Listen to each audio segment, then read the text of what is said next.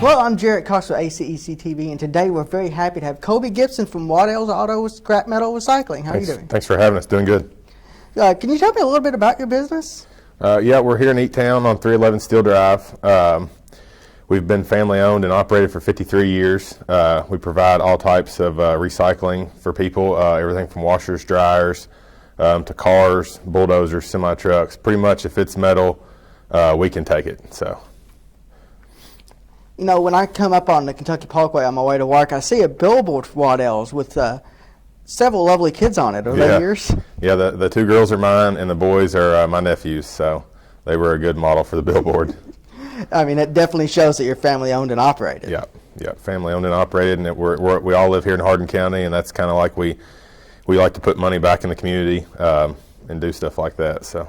And we really thank you for supporting HCEC-TV. So what are some of the more unconventional things that you scrap? Some of the larger stuff, you know, that some people won't take. There's some yards that will not take. You know, they don't have a way to handle bulldozers, unload bulldozers. We do industrial accounts, so we've got a roll-off service. We can set roll-off boxes to haul away the metal, but we can do anything from, you know, something like I said, as small as a washer to we've picked up 60,000-pound pieces of scrap before for these factories here in town. And we like E-Town, but we will go anywhere. You know, we've got accounts in Louisville, Western Kentucky, and stuff like that. So, and we also offer, like I said, low boy service. Pretty much anything you've got, we can get it picked up for you.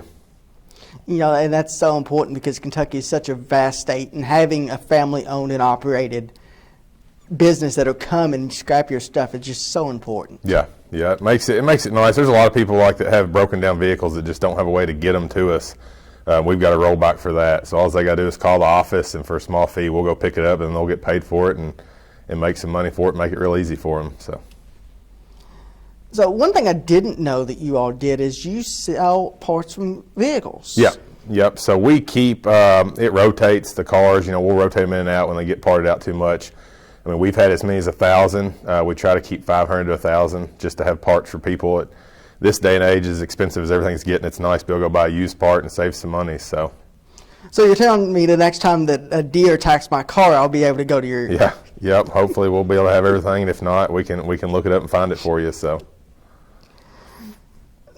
one thing also that I didn't know is you all recycle things like washers and dryers and refrigerators. Yep, pretty much anything that's metal we take, and it's not just steel items. We take aluminum cans, batteries, copper, you know, all that type of non-ferrous metal as well.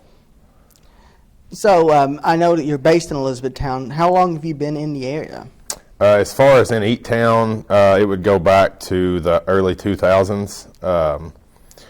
But they've been in business for, like I said, 53 years. So did a lot of mobile car crushing back then. So it's just, but kind of got our roots here close to home now, and that's where we'd like to stay.